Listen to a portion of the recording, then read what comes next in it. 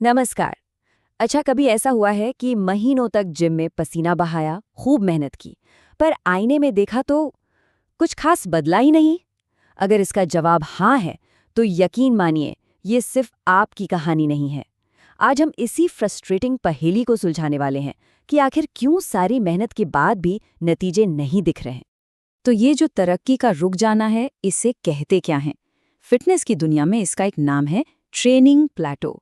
ये वही स्टेज है जहां प्रोग्रेस आकर थम सी जाती है, चाहे आप जिन में कितनी भी जान क्यों ना लगा रहे हों। और सच कहूं तो ये फीलिंग बहुत डिमोटिवेटिंग होती है। आप अपना टाइम दे रहे हैं, अपनी एनर्जी लगा रहे हैं, और जब रिजल्ट्स नहीं मिलते तो मन में सवाल तो उठते ही हैं। और यहीं पर एक कड़वा सच सामने आता है। सिर्फ मेहनत करना काफी नहीं होता। देखिए, सिर्फ एक्टिव रहना एक बात है और एक मकसद के साथ आगे बढ़ना बिल्कुल दूसरी।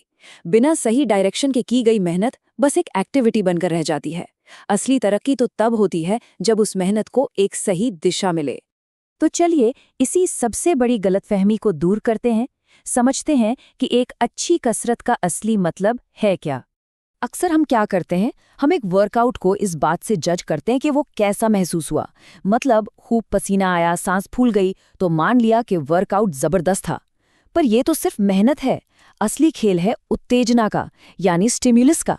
इसका सीधा सा मतलब है अपनी मसल्स को इतनी चुनौती देना कि उनके पास मजबूत होने के अलावा कोई चारा ही ना बचे। ये पसीना बहाने के बारे में उतना नहीं है जितना उस सिग्नल के बारे में है जो शरीर को भेजा जा रहा है। तो सवाल ये है कि ये कैसे पता चले कि हम सही स्टिमुलस दे भी रहे हैं या नहीं। यहीं पर काम आता है रेप्स इन रिजर्व या RIR का कॉन्सेप्ट। ये बहुत सिंपल है। बस खुद से पूछना है कि एक सेट खत्म करने के बाद सही फॉर्म के साथ और कितने रेप्स किए जा सकते थे। ये इंटेंसिटी नापने का एक बहुत ही प्रैक्टिकल तरीका है।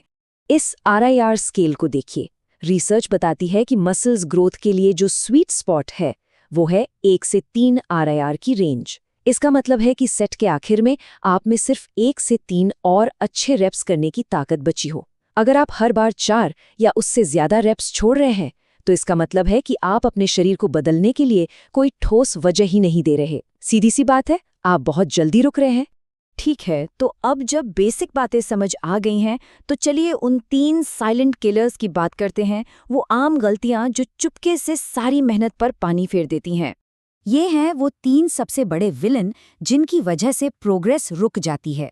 चलिए एक एक करके इन सबको समझते हैं। ये एक बहुत कॉमन प्रॉब्लम है जिसे इंटेंसिटी ड्रिफ्ट कहते हैं। चलिए एक एग्जाम्पल से समझते हैं। मान लीजिए पहले हफ्ते में 20 किलो से 8 रेप्स करना बहुत मुश्किल लग रहा है। आप मुश्किल से 2 RIR पर हैं। लेकिन अब 6 हफ्ते हो गए हैं और शरीर मजबूत हो गया है।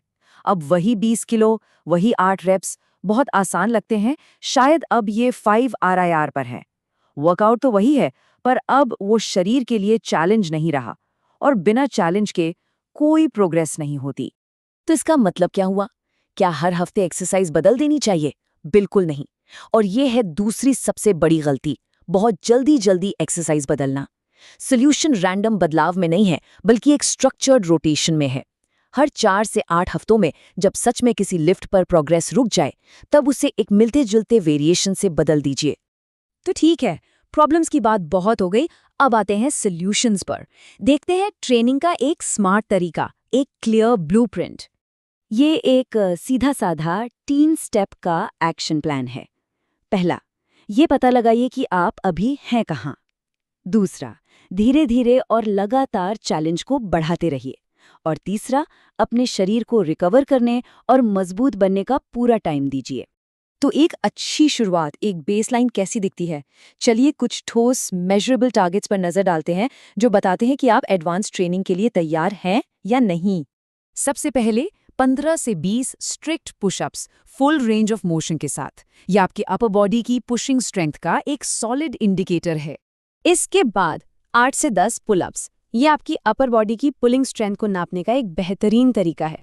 और आखिर में कम से कम 60 सेकंड के लिए एक स्टेबल प्लैंक होल्ड। ये आपके कोर की स्टेबिलिटी का बेसिक स्टैंडर्ड है। और सुनिए, स्पाइन बायोमैकेनिक्स के जाने माने एक्सपर्ट डॉक्टर स्टुअर्ट मैकगिल कहते हैं कि 2 मिनट का प्लैंक बताता है कि आपका कोर काफी मजबूत है। तो 60 सेकंड तो बस एक शुरुआत है। 2 मिनट का टारगेट रखना एक शानदार गोल है। तो जब एक बार बेसलाइन सेट हो गई तो आगे कैसे बढ़ना है? जवाब है प्रोग्रेसिव ओवरलोड। ये बस एक फैंसी नाम है एक सिंपल सी बात का, समय के साथ अपने वर्कआउट को जानबूझकर और मुश्किल बनाते जाना। और इसके कई तरीके हैं। आप रेप्स बढ़ा सकते हैं, मुश्किल एक्सरसाइज चुन सकते हैं या फिर थोड़ा वजन भी जोड़ सकते हैं। यही लगातार आगे बढ़ने की चुनौती लॉन्ग टर्म प्रोग्रेस का असली इंजन है।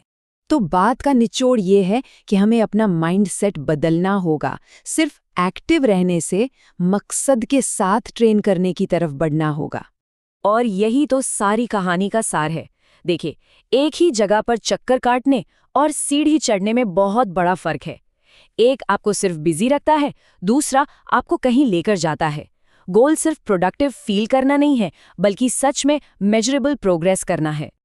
और ये शायद सबसे ज़रूरी बात है। अगर प्रोग्रेस नहीं हो रही है तो खुद को ब्लेम करना बंद कीजिए। प्रॉब्लम आपके शरीर में नहीं, आपके तरीके में है, आपके स्ट्रक्चर में है।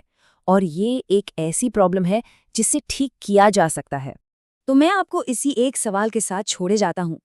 क्या आप सिर्फ एक्टिव हैं या सच में प्रोग्रेस कर रहे हैं? इसका जवाब आपकी पूरी फिटनेस जर्नी को बदल सकता है। इस पर सोचिएगा ज़रूर।